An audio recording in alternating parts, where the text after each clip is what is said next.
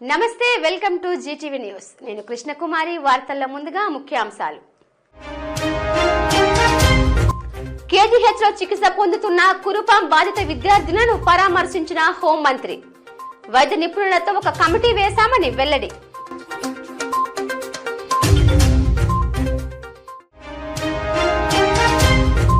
అల్లూరి భవన్లో బీసీ సంఘాలు, రాజకీయ పార్టీల సమావేశం.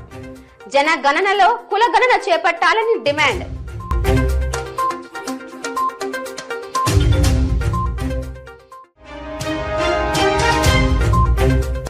గాజువాకలో ఎమ్మెల్యే పల్ల ఆధ్వర్యంలో భారీ ర్యాలీ నిర్వహణ. తగ్గిన జీఎస్టీ ప్రయోజనాలను ప్రజలకు వివరించిన కూటమి నేతలు.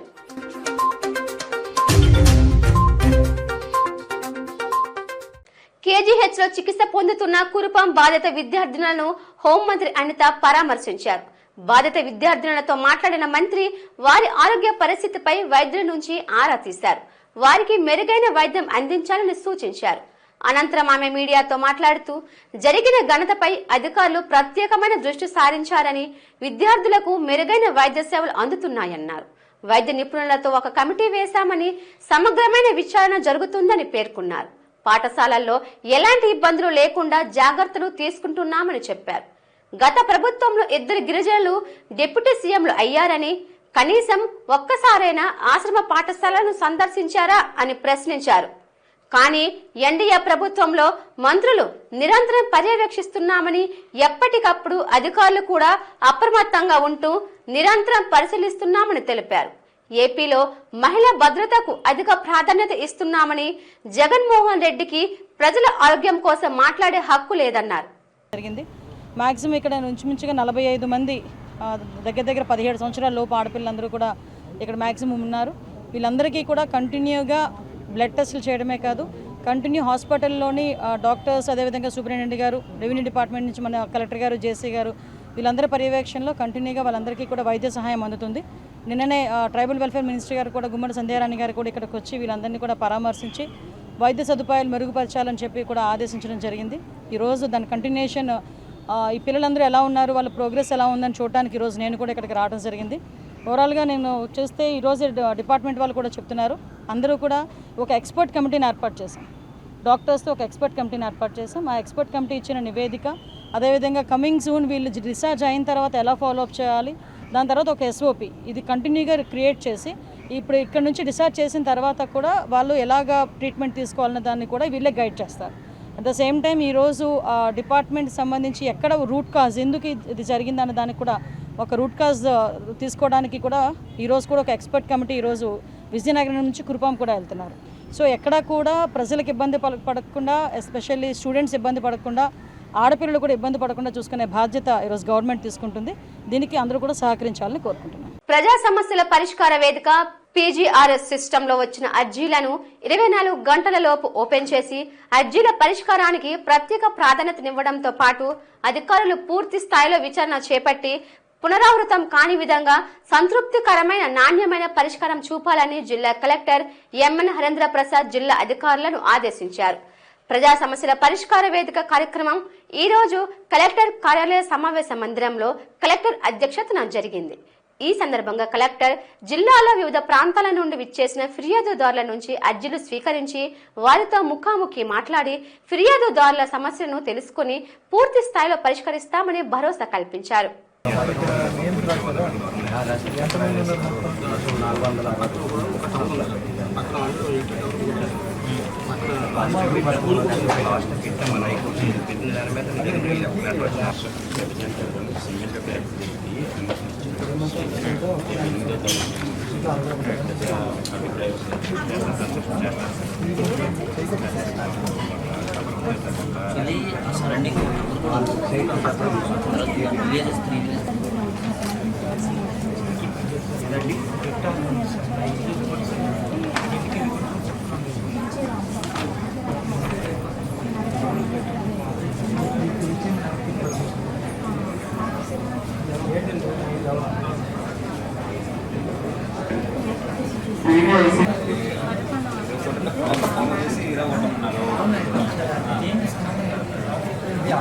అప్లై చేశారు.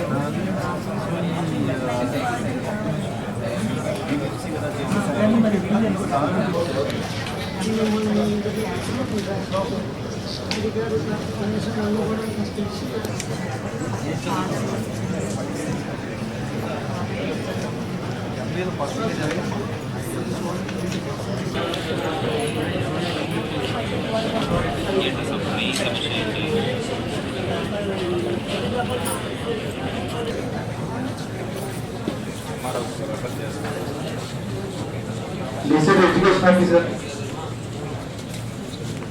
ఎలా వచ్చింది? అది దేవస్థానంలో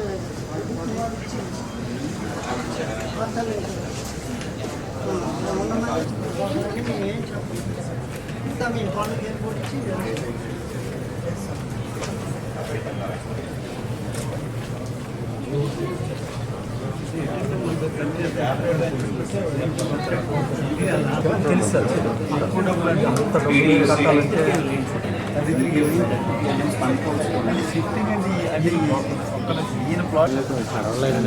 కురుపాం బాలికల పాఠశాలలో అస్వస్థతకు గురై కేజీహెచ్ లో చికిత్స పొందుతున్న విద్యార్థినులను రాష్ట్ర మహిళా శిశు సంక్షేమ శాఖ మంత్రి శ్రీమతి గుమ్మిడి సంధ్యారాణి పరామర్శించి వారికి అందుతున్న వైద్య సేవలను గురించి కేజీహెచ్ సూపరింటెండెంట్ ను అడిగి తెలుసుకున్నారు.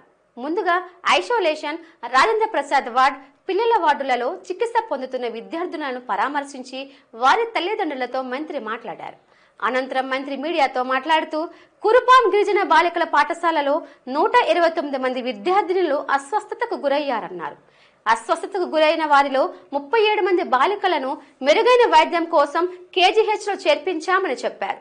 బాలికలు జాండీస్, జ్వరంతో బాధపడుతున్నారని, కేజీహెచ్ లో 37 మంది బాలికలను మెరుగైన వైద్యం అందడం పట్ల సంతృప్తిని వ్యక్తం చేశారు.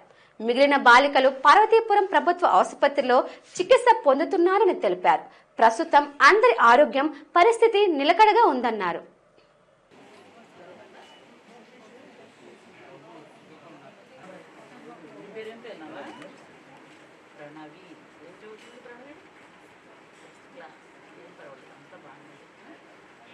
ఏదైనా ప్రాబ్లం ఉంటే వెంటనే మేము రియాక్ట్ అవుతాం, within no time react అవుతామండి. ఎందుకు అని అంటే హాస్టల్లో ఉన్న విద్యార్థులు మాకు అంత ముఖ్యం. అక్కడ నిజంగా వాటర్ బాగలేదు అని అంటే మా నెల రోజుల నుంచి బాగోదు, నెల రోజులు ఏం తాగుతారండి ఒకసారి ఆలోచించండి. అంటే ఎవరో ఒకరు నోటికి ఏదొస్తుంది మాట్లాడుతూ ఉంటారు, మీరు వింటే వినొచ్చు. కానీ ప్రతి హాస్టల్లో కూడా త్రాగునీరు ఉండాలని ఆర్ఓ ప్లాంట్లు పెడుతున్నాం, టాయిలెట్స్ పెడుతున్నాం, మంచి భోజనం ఇస్తున్నాం, మంచి బట్టలు ఇస్తున్నాం. దాంట్లో అందరికీ అక్కడ మెడికల్ కిట్ కూడా ఉంటుంది, అన్నీ పెడుతున్నాం. దానిలో ఎటువంటిది లేదండి. ఏదో ఒక ఇష్యూ వచ్చి రాగానే నాలుగు నరం ఉండదు కదండి, ఏమైనా మాట్లాడతారు. కానీ మీరు చూడండి, ఆ స్కూల్కి వెళ్ళి నిజంగా ఆర్ఓ ప్లాంట్ ఉందా లేదా, వాటర్ వస్తుందని మీరు చూస్తే, ఎందుకంటే తెలుస్తుంది కదా. అంటే ఎలాగో మాట్లాడతారు. పిల్లలకి ఒంట్లో బాగున్నప్పుడు దయచేసి రాజకీయం చెయ్యొద్దు. పిల్లల ఆరోగ్యమే మాకు ముఖ్యం. ఎవరేం మాట్లాడుకుని నేను పట్టించుకోను. పిల్లలకి అక్కడ అన్ని రకాల సదుపాయాలు అందుతున్నాం లేదన్నది నాకు ముఖ్యం. అందుతున్నాయి, చేస్తున్నాం. ఒకవేళ ఎక్కడైనా లేకపోతే వెంటనే పిల్లలు వచ్చి మాకు అప్లికేషన్ ఇచ్చే వరకు ఆగమండి. అక్కడ ఖచ్చితంగా వార్డెన్ కానీ టీచర్ కానీ మాకు ముందుగా చెప్తారు. అక్కడ మా గురుకులం సెక్రటరీ ఏమే ఐఏఎస్ గౌతమి గారు ఈవిడికన్నా చెప్తారు. లేదనుకుంటే అక్కడ ఉన్నటువంటి ఏటీడబ్ల్యూ ఆవిడ ఎవరికెవరో చెప్తారు. ఇక్కడ డీడీ ఏటీడబ్ల్యూ వెనక్కున్నారు, వీళ్ళకి ఎవరికైనా చెప్తారు. వాళ్ళు వెంటనే నాకు ఇన్ఫర్మేషన్ ఇస్తారు. ఈ డబ్బులు ఖర్చు పెట్టడంలో ఒక్క నిమిషం కూడా లేట్ చేయట్లేదు. మేము ఆర్ఓ ప్లాంట్ కావాలంటే వెంటనే తీసుకుంటున్నాం, ఏది కావాలంటే వెంటనే తీసుకోమని వెంటనే నా శాఖ నుండి నేను వెంటనే ఉత్తర్వులు ఇస్తానండి. దానిలో ఎటువంటిది లేదు. ఇది మాకు ముఖ్యమంత్రి గారు ఆర్డర్స్. అసలు కేజీహెచ్ బాగుంది, పిల్లలకు చక్కగా చూసుకుంటున్నారు, డాక్టర్లు కూడా చాలా బాగా రెస్పాండ్ అవుతున్నారు. ఈరోజు నేను వచ్చానని కాదు, నిన్నటి నుంచి మా డీడీ కానీ మా సెక్రటరీ గారు కానీ ఎవరు ఫోన్ చేసినా వాళ్ళు చాలా బాగా రెస్పాండ్ అయ్యి ఏ బెడ్ ఏంటి అని అంత క్షుణ్ణంగా అడుగుతున్నారంటే ఆలోచించండి. అందరూ చెప్పండి. విశాఖ పౌర సంఘాల వేదిక ఆధ్వర్యంలో నగరంలో ఒక ప్రైవేట్ హోటల్లో పాలస్తీనాకు సంఘీభావ సమావేశం నిర్వహించబడింది. ముస్లిం జర్నలిస్ట్, రచయిత, న్యాయ సంఘాలు సమావేశంలో పాల్గొని తమ సంఘీభావాన్ని ప్రకటించాయి. ఈ సందర్భంగా సంఘం సభ్యులు మాట్లాడుతూ పాలస్తీనాపై ఇజ్రాయెల్ చేస్తున్న నిరంకుశత్వ దాడులను నిలిపివేయాలని డిమాండ్ చేశారు. ఈ మేరకు విశాఖలో సంఘీభావ ర్యాలీ నిర్వహించడం తలపెట్టిన వారు తెలిపారు. ఈ నెల 14వ తేదీన ఎల్ఐసి అంబేద్కర్ విగ్రహం నుండి రామటాకీస్ అంబేద్కర్ భవన్ వరకు భారీ ర్యాలీ నిర్వహించనున్నామని, అందులో నగరవాసులు స్వచ్ఛందంగా పాల్గొని తమ మద్దతు తెలపాలని కోరారు.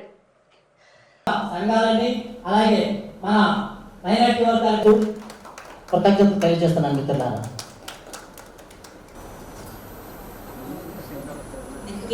ఘటన చాలా దారుణమైంది.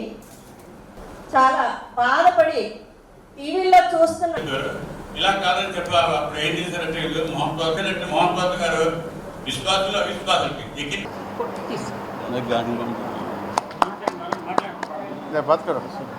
హక్కుల సంఘం వెంకటేశ్వర మన ప్రెసిడెంట్ అయిన చెప్పి నేను ఎంతటితో సెలవు తీసుకున్నాను. ముస్లిం అని కాదు అది, రేపు వాళ్ళకి జరిగింది ఇంకోటి జరుగుతుంది. రేపు జరిగే ర్యాలీలను అన్ని రావాలని నేను కోరుతున్నాను. ప్రపంచ దేశాలన్నీ సంఘీభావం వ్యక్తం చేసినటువంటి పాలస్తీనాకి సంఘీభావంగా విశాఖపట్నంలో కూడా ఒక కార్యక్రమం నిర్వహించాలనేటువంటి ఒక లక్ష్యంతో ఈ సమావేశాన్ని ఏర్పాటు చేయడం జరిగింది. ఈ పౌర ప్రజా సంఘాల వేదిక నిర్వహించిన ఈ సమావేశానికి ముస్లిం సంఘాలని, జర్నలిస్ట్ సంఘాలని, రచయితల సంఘాలని, న్యాయవాద సంఘాలని అన్నిటికి కూడా సమాచారం ఇచ్చి ఆహ్వానించడం జరిగింది. వివిధ సంఘాల తరపు నుంచి ఈరోజు ఈ సమావేశంలో పాల్గొన్నారు. అందరూ కూడా అభిప్రాయాలు వ్యక్తం చేశారు. పాలస్తీనాకి సంఘీభావంగా, పాలస్తీనాలో ముఖ్యంగా గాజాలో జరుగుతున్నటువంటి హననం ఏదైతే ఉందో, జాతి నిర్మూలన కార్యక్రమం ఏదైతే అమెరికా మద్దతుతో ఇజ్రాయెల్ చేపడుతుందో దానికి వ్యతిరేకంగా మొత్తం కూడా పెద్ద ఎత్తున ప్రపంచవ్యాప్తంగా సంఘీభావం వ్యక్తమవుతూ ఉంది. వెంటనే గాజా నుంచి మొత్తంగా పాలస్తీనా నుంచి ఇజ్రాయెల్ వైదొలగాలనే డిమాండ్ తోటి జరుగుతున్నటువంటి పోరాటం ఏదైతే ఉందో, ఇజ్రాయెల్ పాలస్తీనా ప్రజలు సాగిస్తున్నటువంటి న్యాయమైన జాతి విముక్తి పోరాటం ఎంతో దానికి పూర్తిగా సంఘీభావం తెలియజేయాలని చెప్పేసి ఈరోజు ఈ సమావేశంలో నిర్ణయం తీసుకోవడం జరిగింది. దానిలో భాగంగా ఈ సమావేశం నిర్ణయం ఏంటంటే 14వ తేదీ నాడు, ఈ నెల 14వ తేదీ నాడు మంగళవారం ఉదయం 10 గంటలకి LIC దగ్గర నుండి బాబాసాహెబ్ అంబేద్కర్ విగ్రహం దగ్గర నుంచి రామాటాజ్ దగ్గర నుండి అంబేద్కర్ భవన్ వరకు ర్యాలీ చేపట్టి అక్కడ 6 బైల స్థలంలో, అంబేద్కర్ భవన్ 6 బైల స్థలంలో అక్కడ బహిరంగ సభ నిర్వహించాలనేటువంటి ఒక ప్రతిపాదన చేసుకోవడం జరిగింది. కాబట్టి ఆ కార్యక్రమంలో విశాఖ నగరంలో ఉన్నటువంటి కార్మిక సంఘాలు, అదేవిధంగా మహిళా సంఘాలు, విద్యార్థి సంఘాలు, యువజన సంఘాలు, ఉద్యోగ సంఘాలు అన్నిటి కూడా పాల్గొనాలని మేము ఆహ్వానిస్తూ ఉన్నాం. దళిత సంఘాలు, అదేవిధంగా మరి బహుజన సంఘాలు, ఆదివాసీ సంఘాలను కూడా ఈ కార్యక్రమానికి మేము ఆహ్వానిస్తూ ఉన్నాం, భాగస్వామ్యం చేస్తూ ఉన్నాం. అదేవిధంగా ముస్లిం సంఘాలను కూడా, మత మైనారిటీ సంఘాలు ఉన్నటువంటి క్రైస్తవ సంఘాలని, అదేవిధంగా మరి సిక్కు సంఘాలను కూడా మేము ఆహ్వానిస్తూ ఉన్నాం. అట్లా ఇది మొత్తం కూడా దేశంలోటువంటి ఎస్సీలు, ఎస్టీలు, బీసీలు, మైనారిటీలు, మహిళలు ఏదైతే భారతదేశంలో కూడా ఒక ప్రత్యేకమైనటువంటి ఒక అభద్రతా భావాన్ని ఇలా ప్రపంచంలో ఇజ్రాయెల్ కారణంగా పాలస్తీనా ప్రజలు ఏ రకమైనటువంటి ఒక అభద్రతా పరిస్థితిని ఎదుర్కొంటూ ఉన్నారో, ఒక మారణకాండను ఎదుర్కొంటూ ఉన్నారో అలాంటి వాతావరణం ఇలా భారతదేశంలో కూడా ఉంది. అలాంటి వాతావరణానికి గురవుతున్నటువంటి ఎస్సీలని, ఎస్టీలని, బీసీలని, మైనారిటీలను అందరూ కూడా, మహిళలందరూ కూడా ఐక్యం చేసి ఇలా పాలస్తీనాకి సంఘీభావాన్ని వ్యక్తం చేయాలనేటువంటి ఒక కార్యక్రమాన్ని చేపడుతున్నాం. రేపు 14వ తారీఖున జరిగే ర్యాలీలో ముస్లిం సంఘాలు అన్నీ కూడా, మసీద్ సంఘాలు, ముస్లిం సంఘాలు, మసీదు తాలూకా యూత్, మహిళలు అందరూ కూడా ఎక్కువ శాతం పాల్గొని ముస్లింల యొక్క పాకిస్తాన్ మీద జరుగుతున్న దాడులకి ప్రతి ముస్లింలు దాన్ని ఖండించాలి.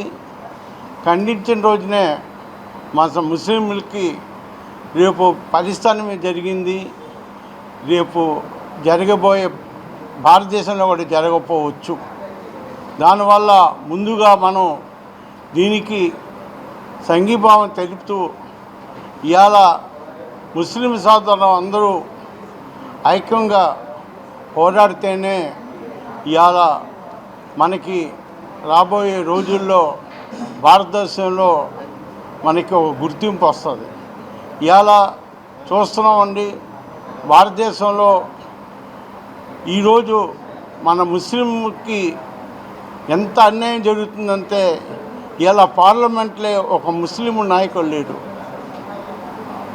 ఎంత ఘోరం అంటే ఇంత 140 కోట్ల జనాభాలో ఉన్న ఒక్క ముస్లిం కూడా లేకుండా ఇలా భారతదేశం ఉందంటే ఎంత ఘోరం.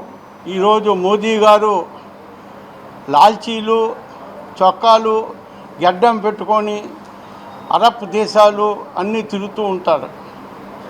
కానీ ఈరోజు భారతదేశంలోని ముస్లింలకి ఒక స్థానం కావాలి అని వీళ్ళకి గుర్తింపు లేదు.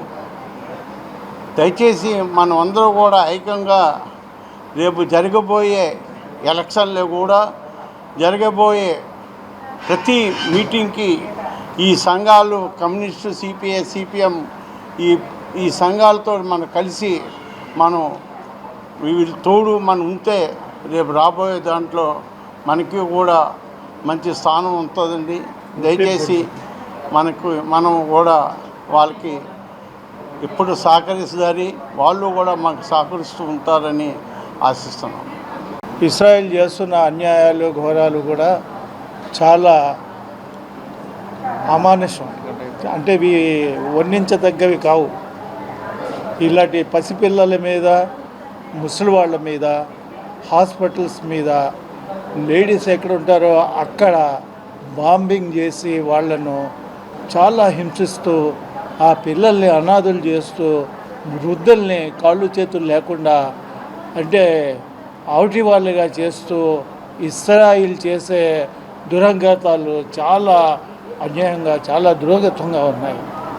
ఎందుకంటే దీన్ని మన ఈ స్వచ్ఛంద సంఘాలన్నీ కూడా కలిసి, పౌర హక్కుల సంఘాలు కలిసి మన ముస్లింలకు కూడా వాళ్ళు ఆహ్వానించి వాళ్ళ తరపున మనమంతా కూడా ఏకమై అందరూ కూడా ఈ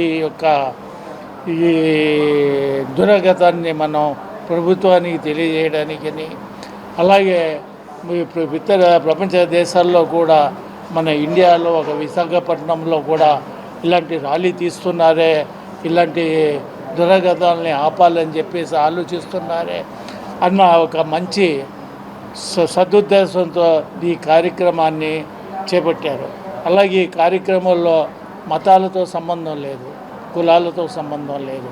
అందరూ ఐక్యమత్యమై ఈ సాంఘీభావం మనం ఇజ్రాయెల్ చేస్తున్న ఒక దురాగతాన్ని మనం అందరం కలిసి ఈ సాంఘీభావాన్ని ప్రపంచ దేశాలని తెలియపరచాలని కోరుకుంటున్నాం.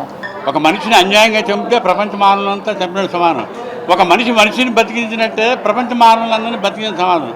అదేవిధంగా ఎవడైనా ఒక ల్యాండ్ ఒక ఇంచు ఆక్యుపై చేసినట్టే రేపు అల్లా ఏం చేస్తాడు, మొత్తం మెడకి తాడు కొట్టి లాగుతాడు. అదేవిధంగా వీళ్ళు ఇజ్రాయెల్ వాళ్ళు ఏం చేస్తున్నారు, పాలస్తీనియన్ ల్యాండ్ మొత్తం యుఎన్ఓ 1947లో ఏం చేసిందంటే యుఎన్ఓ 40%, ఇజ్రాయెల్కి 42%, పాలస్తీన్కి మిగతా 8% మైతాక్షాకి పెట్టారండి. వాళ్ళు ఏం చేశారు, అది 47లో యుఎన్ఓ వాళ్ళు పెట్టారు. మైతాక్ష అంటే మన పుణ్యక్షేత్రం ఉంది మసీదు, తర్వాత దాని పక్కన కూడా యూదులది ఉంది, క్రిస్టియన్స్ ఉంది, అలాగా పుణ్యక్షేత్రంగా పెట్టారు. వీళ్ళు ఏం చేశారు, పాలస్తీనియన్ ల్యాండ్ ఆక్యుపై చేస్తారు. 8% మిగిలింది. ఇప్పుడు 42 వల్ల ఓన్లీ 8% ఉంది. ఒక స్ట్రిప్ మిగిలింది.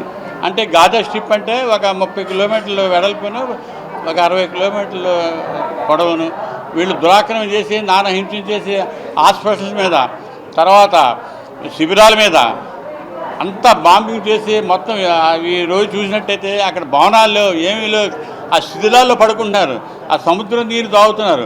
మానవతా సహాయం చేస్తారంటే వాళ్ళు వస్తున్నారు ట్రక్కులతో, వీళ్ళు ఎలవ్ చేస్తలేదు. ఇటువంటి దాంట్లో వాళ్ళు ఉన్నారు. దీని సంఘీభావంగా రేపు 14వ తారీఖు ర్యాలీ తీస్తున్నాం. గిరిజన శాఖ మంత్రి చెప్పేవని అబద్దాలేనని, ఆమె మాటలు విని ముఖ్యమంత్రి చంద్రబాబు అడుగు ముందుకు వేస్తే మాత్రం ఆయనకు, ఆయన ప్రభుత్వానికి తప్పక నష్టం వాటిల్లుతుందని ఉత్తరాంధ్ర వైసీపీ నేతలు సలహా ఇచ్చారు. కేజీహెచ్లో వైద్యం పొందుతున్న బాలికల పరామర్శ అనంతరం వారు మీడియాతో మాట్లాడారు. 2 పిల్లలు చనిపోయిన తర్వాత, ఇంతమంది ఎఫెక్ట్ అయిన తర్వాత, మేమెళ్ళి దాన్ని వెలుగులోకి తీసుకొచ్చిన తర్వాత మాత్రమే అధికారులు నెక్స్ట్ డే 2వ తారీఖున కలెక్టర్ గారు కానీ పిఓ గారు రావడం జరిగింది. మేము ముందే చెప్పాం వాటర్ కంటామినేషన్ వల్ల ఇది జరిగి ఉంటుంది అని. ఎందుకనంటే పక్కనే ఉన్న ఏకలవ్య స్కూలు, గురుకులం స్కూలు రెండింటికి కూడా కామన్గా బోర్ ఒక్కటే. ఏకలవ్య స్కూల్లో ఉన్నటువంటి పిల్లలకు కూడా 3 పిల్లలకు వచ్చింది, గురుకులంలో ఉన్నటువంటి పిల్లలకు కూడా ఈరోజు 129 మందికి వచ్చింది. రెండింటికి కామన్ థింగ్ ఏంటి అని చూస్తే బోరు. అయితే వాటర్ కంటామినేషన్ వల్ల జరిగిందని అయితే మేము ఆ రోజే చెప్పడం జరిగింది. ఈరోజు ఏదైతే కేజీహెచ్లో ఉన్నటువంటి నిన్న సాక్షిలో వంశీ డాక్టర్ గారు కూడా వాటర్ కంటామినేషన్ వల్ల ఇది వచ్చిందని కూడా నిర్ధారించడం జరిగింది. ఏదైతే వాటర్ కంటామినేషన్ వల్ల జరిగిందో, ఏదైతే ఇంతమంది విద్యార్థులు ఈరోజు ఎఫెక్ట్ అయ్యారో పూర్తిగా ప్రభుత్వ నిర్లక్ష్యం అని చెప్పి మేము గట్టిగా చెప్పగలం. ఎందుకనంటే గతంలో జగన్మోహన్ రెడ్డి గారి ప్రభుత్వంలో ఏర్పాటు చేసినటువంటి ఆర్ఓ ప్లాంట్లు ఏవైతే ఉన్నాయో అవి మెయింటెనెన్స్ చెయ్యట్లేదు, ఫిల్టర్స్ మార్చట్లేదు, అవి పని చేయడం లేదు. కనీసం పిల్లలకి ఏదైతే భోజనం చేసే భోజనశాల దగ్గర హాట్ వాటర్ కూడా ఇవ్వట్లేదు. ఆ రోజు మేము ప్రశ్నించడం జరిగింది, కనీసం స్థానిక ఎమ్మెల్యే కానీ మంత్రి కానీ పట్టించుకోలేదని. మంత్రి గారు చాలా తాపీగా ఈరోజు 5వ తారీఖు 1వ తారీఖున ఇన్సిడెంట్ అనేది బయటపడితే 5వ తారీఖున తాపీగా మంత్రి గారు రావడం జరిగింది. ఈరోజు వచ్చి ఆవిడ మాట్లాడినటువంటి మాటలు ఒకసారి గుర్తు తెస్తే ఆవిడ ఏమంటారు, ఆర్ఓ ప్లాంట్ పనిచేస్తుంది, మీరు వెళ్ళి చూడండి అని. నిన్న గురుకులం సెక్రటరీ గౌతమి గారు స్టేట్మెంట్ కూడా ఇవ్వడం జరిగింది మీడియాలో. ఏమనంటే ఆర్ఓ ప్లాంట్ పనిచేయట్లేదు, పిడుగుపాటు వల్ల ఆర్ఓ ప్లాంట్ పోయింది, కొత్త ఆర్ఓ ప్లాంట్ కూడా శాంక్షన్ చేస్తున్నామని చెప్పేసి గురుకులం సెక్రటరీ గౌతమి గారు నిన్న స్టేట్మెంట్ ఇవ్వడం జరిగింది. ఈ రోజు మంత్రి గారు వచ్చి ఆర్ఓ ప్లాంట్ పనిచేస్తుంది, మీరు వెళ్ళి చూడండి, ఆ పార్టీ వాళ్ళు అలాగే చెప్తారు అని చెప్పి పచ్చి అబద్ధాలు మంత్రి గారు మాట్లాడారు. నేను ఒకటే అడుగుతున్నా, అసలు ఈ ప్రభుత్వానికి కమిట్మెంట్ ఉందా, ఈ ప్రభుత్వానికి డెడికేషన్ ఉందా అని చెప్పి మేము ప్రశ్నిస్తున్నాం. ఇలాంటి దాదాపు 37 మంది చిన్నారులు కేజీఎస్లో వచ్చి జాయిన్ అవ్వడం నిజంగా బాధాకరమైన విషయం. అయితే ఇందులో మనమందరూ గ్రహించాల్సింది ఏంటంటే, ముఖ్యంగా గిరిజన విద్యార్థులకి ఇలా ఎందుకు జరిగింది, ఇది ఒకటోసారి కాదు, ఇది మొదటిసారి కూడా కాదు. ఇలా ఎన్నోసార్లు ఈ ప్రభుత్వం ఏర్పడినప్పటి నుండి ఎన్నోసార్లు జరిగింది. గతంలో కూడా జరిగినప్పుడు ఫుడ్ పాయిజనింగ్తో కేజీఎస్లో వచ్చి జాయిన్ అవ్వడం జరిగింది. అయితే ఇప్పుడు వాటర్ కంటామినేషన్తో ఈరోజు విద్యార్థులకు హెపటైటిస్ వచ్చి జాండీస్తో హాస్పిటల్లో జాయిన్ అయ్యారు. అయితే బేసిక్గా ఒక సీజన్ దాటి ఇంకొక సీజన్లోకి వెళ్తున్నప్పుడు సీజన్కి సంబంధించిన వ్యాధులు కానీ, వైరల్ ఫీవర్స్ అవ్వనివ్వండి, లేకపోతే ఇలా ఫుడ్ పాయిజనింగ్ కానీ, వాటర్ కంటామినేషన్ కానీ వస్తుందని చెప్పి అధికారులు కానీ ఏదో రివ్యూ మీటింగ్స్ కూడా జరుగుతాయి. అలాంటిది ఈ మన్యం జిల్లా కానీ, ఏఎస్ఆర్ జిల్లాలో కానీ మన ట్రైబల్ మినిస్టర్ గారు ఏం చేస్తున్నారని చెప్పి ఈ సందర్భంగా ప్రశ్నిస్తున్నాం. ఎందుకంటే ఫస్ట్ ప్రికాషన్స్ కూడా తీసుకోలేని పరిస్థితిలో మనం ఉన్నామా? ఎప్పుడో దశాబ్దాల నుండి గిరిజనులు అలానే ఉండిపోయారు. ఇప్పుడిప్పుడుగా బయటకు వచ్చి చదువుకోవడం కానీ, మంచి పదవుల్లో ఉండడం కానీ ఇప్పుడిప్పుడు జరుగుతుంది. అయితే వాళ్ళని ప్రోత్సహించే దిశగా మనం ఉండాలి తప్ప ఇట్లాంటి కంప్లైంట్స్ రావడం నిజంగా బాధాకరం. ఈ ప్రభుత్వాన్ని ఒకటే సూటిగా ప్రశ్నిస్తా ఉన్నాం.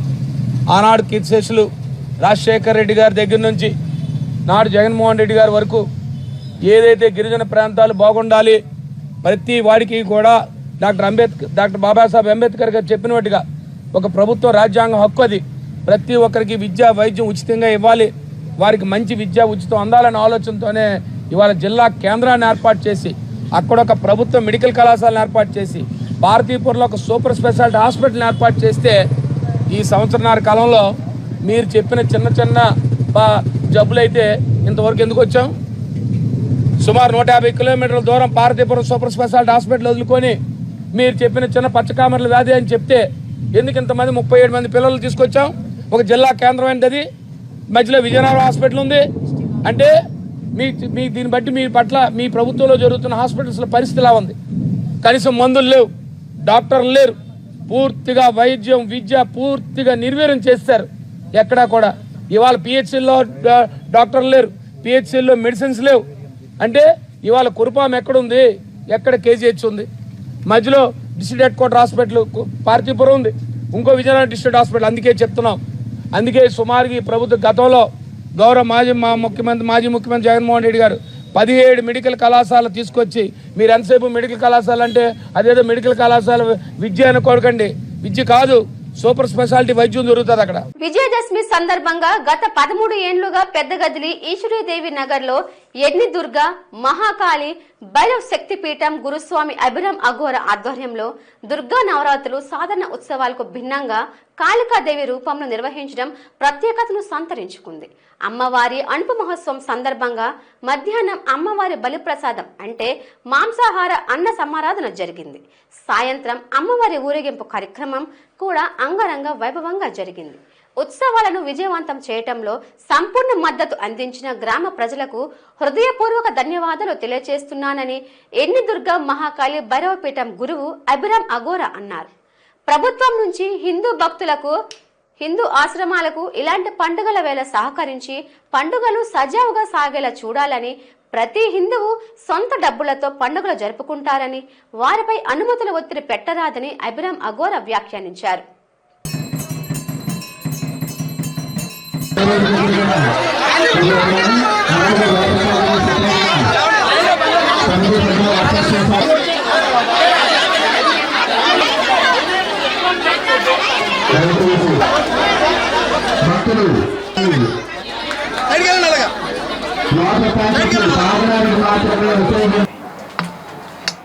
ఈరోజు మేము ప్రతి ఏళ్ళలాగే ఈరోజు కూడా ఈ సంవత్సరం కూడా నవరాత్రి ఉత్సవాలు చాలా ఘనంగా చేస్తున్నాం.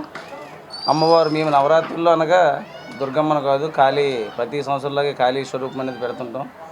ఈ సంవత్సరం అమ్మవారిని ఎప్పుడూ నిల్చుని అమ్మవారిని పెడుతున్నాం. ఈ సంవత్సరం ఏంటంటే అమ్మవారు కూర్చొని ధూమవతి రూపంలో కాళీ ఫేస్ ఇస్తూ బాడీ మాత్రం ధూమవతి రూపంలో ప్రజలకు చూపించాము. అలాగే ప్రతి సంవత్సరం ఎలాగైతే ఘనంగా చేస్తామో ఈ సంవత్సరం కూడా అలాగే అమ్మవారు కృపతో చాలా ఘనంగా మేమందరం కృషితో అమ్మవారు పూజా కార్యక్రమాలు అన్నీ కూడా నవరాత్రుల్లో చాలా ఘనంగా చేశాము. అలాగే ఈరోజు అన్న ప్రసాదం అంటే అన్న సంతర్పణకి అన్న ప్రసాదంకి చాలా అర్థం ఉంటుంది. అన్న సంతర్పణ అంటే లేని వాళ్ళకి పెట్టేది, అన్న ప్రసాదం అంటే అమ్మవారికి సమర్పించి వాళ్ళకి ప్రజలకి ప్రసాదం కింద ఇచ్చేదే అన్న ప్రసాదం. ఇవాళ అన్న ప్రసాదం కూడా జరుగుతుంది. మేము ఎప్పుడు కాళీ నవరాత్రుల్లో కాళీ ఆ స్వరూపంలో ఉగ్రరోజు స్వరూపంలో పెడతాం కాబట్టి మేము అమ్మవారికి అంటే మేము చేస్తున్న ఈ తాంత్రిక దీని ప్రకారంగా అమ్మవారికి మాకు తోచినట్టుగా అమ్మవారి నైవేద్యం సమర్పించి ఆ నైవేద్యం అంతా కూడా ప్రజలు పదొకలు స్వీకరించాలని ప్రజలకే పెడుతుంటాం. మేము ప్రతిరోజు నవరాత్రులు ప్రారంభమైన కానించి కూడా ప్రతిరోజు ఉదయము సాయంత్రము కుంకుమ పూజలు అభిషేకాలు అనేది జరుగుతుంటాయి. భక్తులకు ప్రతి పూట మేము తెలుగుపరుస్తుంటాం అమ్మవారు కుంకుమ పూజ చేసుకుని ఎవరిని ప్రతిరోజు సాయంత్రం కుంకుమ పూజ చేసుకునేటప్పుడు అమ్మవారు మన గ్రామంలోకి వచ్చింది కాబట్టి వాళ్ళ సరదాలు సందర్లు ఉన్నాయి కాబట్టి ఆ రోజు ఒక రకరకాల ప్రోగ్రాలు కానీ భరతనాట్యము కూచిపూడి ఇలా రకరకాలు మా గ్రామస్తుల్లో అమ్మవారి కోసమే కొంతమంది లేచుకున్న వాళ్ళు ఉన్నారు మహిళలు. వాళ్ళతో కూడా కోలాటం లాంటివి ఇలాంటివి 9 రోజులు ప్రోగ్రాలు జరుగుతాయి. ఒక 5 రోజులు ప్రోగ్రాలు జరిగినా ఒకరోజు అమ్మవారికి సారి సమర్పించడం అని లేకపోతే పల్లకూరేగింపవని ఇలాగ రకరకాల కార్యక్రమాలు జరుగుతుంటాయి. నవరాత్రి రోజు దసరా రోజు మాత్రం మహాచండిహోమం అంటే 9 అమ్మవారిని కూర్చుని పెట్టి నవదుర్గ చండిహోమం జరుగుతుంది. అక్కడికి మేము కొన్ని రోజులు కేటాయించి అమ్మవారికి ఒక 2-3 రోజులు గ్యాప్ తీసుకొని మాత్రం అంటే మాకు ఫోటింగ్ ఎక్కువ ఉంటుంది కాబట్టి కొద్దిగా చుట్టుపక్కల ఉన్న బొమ్మలన్నీ చూసుకొని దాని ప్రకారంగా మేము ఒక టైం కేటాయించుకొని అమ్మవారి అన్న సంతర్పణకి వచ్చాం. ఈరోజు అంటే మనకి ఎప్పుడు మేము ఏకాదశి పౌర్ణమికి ఒక రోజు ముందు ఇలా పెట్టడం మాకు ఆనవాతి. ఎందుకంటే మేము అమ్మవారిని తీసుకురావడము ప్రతి ఒక్కరు అమావాస్య రోజు అంటే దసరా నవరాత్రుల ముందు అమావాస్య వస్తుంది ప్రతి సంవత్సరం. మేము ఎప్పుడు కూడా ఆ రోజే తీసుకొస్తాం, అమావాస్య రోజే తీసుకొస్తాం. ఎవరు అమావాస్య రోజు తీసుకెళ్ళడం ముందుకెళ్ళరు. అమావాస్య రోజు తీసుకొచ్చి పౌర్ణమికి వెళ్ళేలాగా మేము ఏర్పాటు చేసుకుంటాం. కేంద్రం తగ్గించిన జీఎస్టీపై ప్రజల్లో అవగాహన కల్పించేలా గాజువాక శాసనసభ్యులు రాష్ట్ర తెలుగుదేశం పార్టీ అధ్యక్షులు పల్లా శ్రీనివాసరావు ఆధ్వర్యంలో గాజువాక నియోజకవర్గం కూటమి నాయకులు కార్యకర్తలు అధికారులతో భారీ ర్యాలీని నిర్వహించారు. గాజువాక ఏఎస్ఓ కార్యాలయం నుండి పాత గాజువాక కూడల వరకు ర్యాలీ చేపట్టారు. ఈ సందర్భంగా ఎమ్మెల్యే పల్లా శ్రీనివాసరావు మాట్లాడుతూ ప్రజలపై ఆర్థిక భారాన్ని తగ్గించే దిశగా జీఎస్టీపై కేంద్ర ప్రభుత్వం తీసుకున్న నిర్ణయం చారిత్రాత్మక అడుగని పేర్కొన్నారు. జీఎస్టీ తగ్గింపుతో వినియోగదారులకు నేరుగా లాభాలు లభిస్తాయన్నారు. చిన్న వ్యాపారులు మధ్యతరగతి కుటుంబాలకు పడే ఆర్థిక భారం గణనీయంగా తగ్గుతుందని తెలిపారు. పన్ను రేటు తగ్గించడంతో నిత్య అవసర వస్తువుల ధరలు తగ్గి సాధారణ ప్రజలకు ఉపశమనం లభిస్తుందని, వ్యాపార వర్గాల కార్యకలాపాలు చురుకుగా మారుతాయని తెలిపారు. ఈ కార్యక్రమంలో నియోజకవర్గ కూటమి నాయకులు కార్యకర్తలు పాల్గొన్నారు.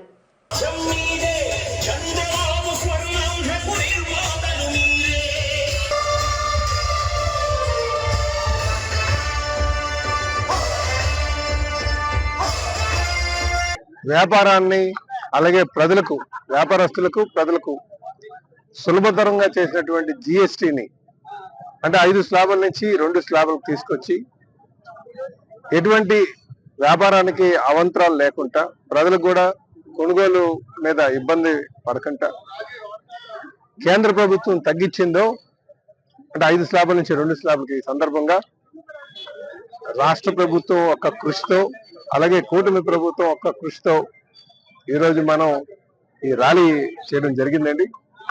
మరి ఈ ర్యాలీలో ఇటు వ్యాపారస్తులు అలాగే జిఎస్టీ అధికారులు, సివిల్ సప్లైస్ అధికారులు, అలాగే తహసీల్దార్ గారు, కూటమి పార్టీ నాయకులు అందరూ కూడా పాల్గొనడం జరిగింది. చాలా ఆనందంగా ఉన్నది. అటు వ్యాపారస్తుల కళ్ళల్లో కూడా ఇబ్బందులు లేకున్నటువంటి పరిస్థితి ఇప్పుడు ఉందండి. చాలా బాగుందని చెప్పేసి వాళ్ళు ఆనందంగా ఉన్నారు. అలాగే కొనుగోలుదారులు కూడా చాలా ఆనందంగా ఉన్నారు. కన్జ్యూమర్స్ కూడా చాలా మంది మనతో రావడం జరిగింది. అందుకని మనం జిఎస్టీ పెట్టినటువంటి నేపథ్యం కూడా ఒకసారి మనం ఆలోచన చేసుకోవాల్సిన అవసరం ఉంది. జిఎస్టీని ప్రపంచంలో ఉన్నటువంటి అనేక దేశాలు ఈ పద్ధతిని వాళ్ళు అనుసరిస్తున్నారు. దానివల్ల మన దేశంలో పెట్టుబడులు పెట్టడానికి అనుగుణంగా ఉన్నటువంటి వాతావరణం కల్పించడానికి గతంలో ప్రభుత్వాలు తీసుకున్నాయి. అది వివిధ 5-6 స్లాబుల్లో ఉండడం వల్ల ఇబ్బంది కనుక అది అటు బయట నుంచి వచ్చే వారికి కావచ్చు, వ్యాపారస్తులు కావచ్చు, కన్జ్యూమర్స్ కావచ్చు, వీళ్ళందరికీ కూడా సులభతరంగా 2 స్లాబులు తేవడం ఈరోజు వ్యాపారం అభివృద్ధి చెందుతుంది, టర్నోవర్ పెరుగుతుంది, తద్వారా ఎకనామిక్ యాక్టివిటీ పెరుగుతుంది, ఆదాయం వస్తుందనే ఒక ఆలోచనతో ఇది పెట్టడం చాలా సంతోషంగా ఉంది. ఈ సందర్భంగా మేము మోడీ గారికి అలాగే రాష్ట్ర ప్రభుత్వం నుంచి కృషి చేసినటువంటి ముఖ్యమంత్రి గారైనటువంటి చంద్రబాబు నాయుడు గారికి, మా యువ నాయకులు లోకేష్ గారికి, అలాగే ప్రత్యేకంగా నిస్వార్థంగా సహకారం అందిస్తున్నటువంటి పవన్ కళ్యాణ్ గారికి, అదే రాష్ట్రంలో ఉన్నటువంటి బీజేపీ ప్రభుత్వ నాయకులకు కూడా మేము మనస్ఫూర్తిగా అభినందనలు తెలియజేస్తున్నాం, ధన్యవాదాలు తెలియజేస్తున్నాం. వార్తలు ముగించే ముందు ముఖ్యాంశాలు మరోసారి. కేజీహెచ్ లో చికిత్స పొందుతున్న కురుపాం బాధిత విద్యార్థులను పరామర్శించిన హోంమంత్రి. వైద్య నిపుణులతో ఒక కమిటీ వేశామని వెల్లడి.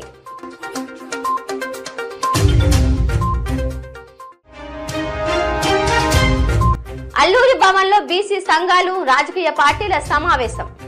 జనగణనలో కులగణన చేపట్టాలని డిమాండ్.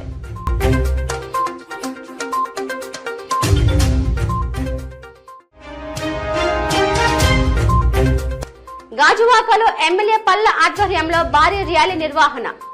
తగ్గిన జీఎస్టీ ప్రయోజనాలను ప్రజలకు వివరించిన కూటమి నేతలు.